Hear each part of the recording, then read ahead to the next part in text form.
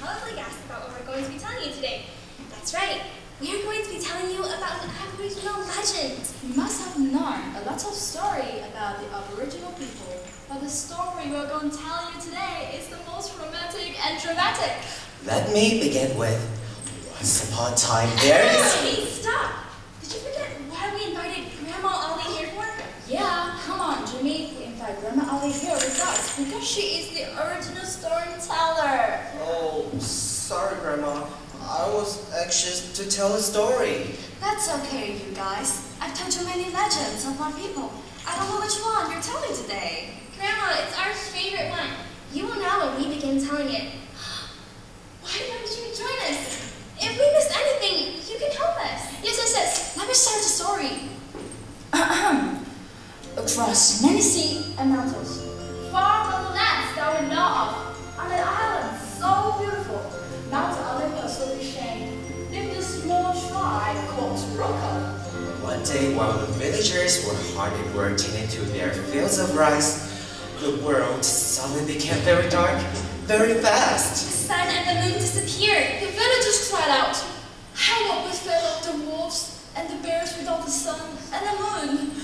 How will we farm without the light from the sun?" They thought they would die. But a voice rang out loud and clear from out of the dark. No, we won't starve nor be killed. I will go and retrieve the sun and the moon. You sounded just like him. It was the voice of Chilu, the young blacksmith of the village.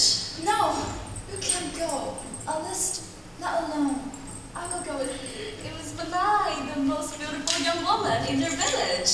And so it came to pass that Jilu the brave and Benai the beautiful journeyed across dangerous wilderness and desolate mountains in search of the sun and the moon. They traveled for many days until they stopped to rest at a peaceful lake and made a shocking discovery.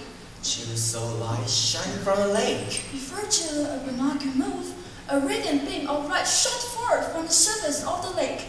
Two magnificent beings stood in the midst of the great beam. They were the sun and the moon that Chilu and Benai looked for. They were captured by the dragon and are confined in the lake by the dragon's magic power. Chilu and Benai tried to free them, but they couldn't.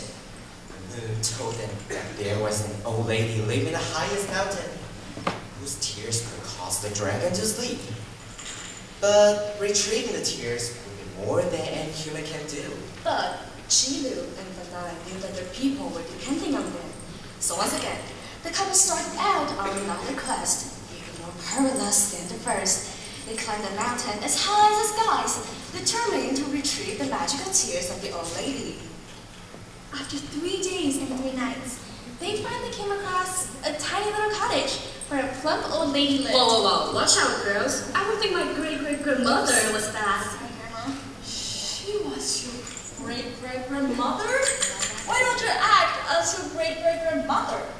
And I will be Benai. Jimmy? Yeah. You'll be Jilu. Okay. Okay. Now when Jilu and Benai saw this old lady, Jilu whispered to Benai, She must be the one. She's the only person that we have seen during our entire journey. Let's get out. Excuse me? Is there anyone else living on this mountain?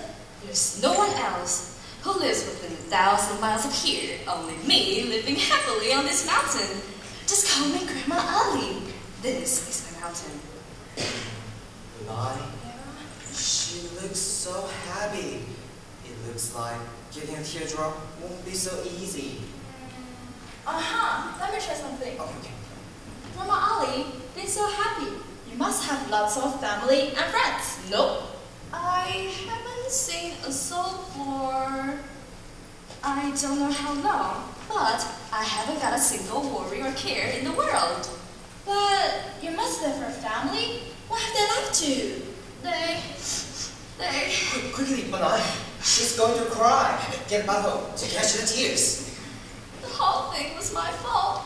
It's also the reason why I have been cast down from the heavens to dwell here, alone and apart from a dear child.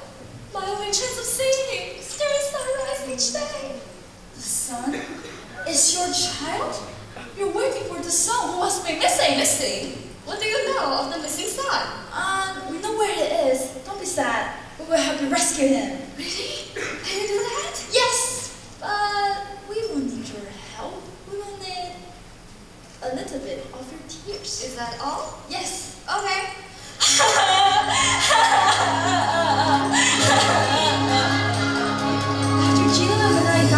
from the old lady, they traveled back to the lake. Benai quickly poured the tears into the lake to make the dragon slumber.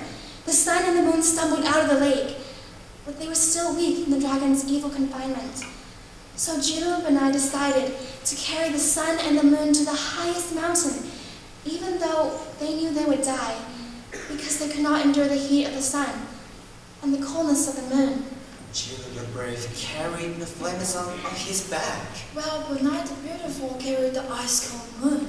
By the time the two were halfway up the mountain, Jilu was burning with fever while Benai was shivering from the cold.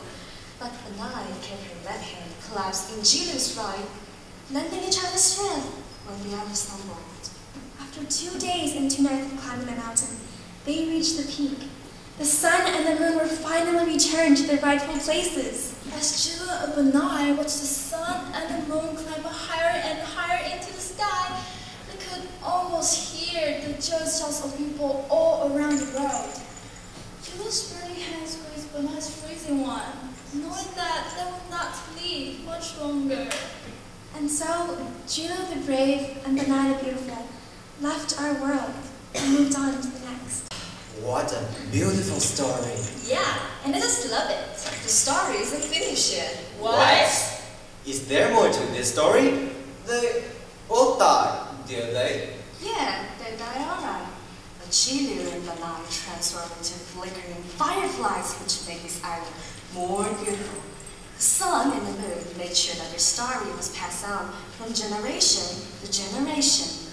Even now, you can even see the legend of the old army, where the two gathered the tears of the old lady. And sometimes, if you listen carefully, you might be able to hear the sun and the moon whispering the story of the two heroes.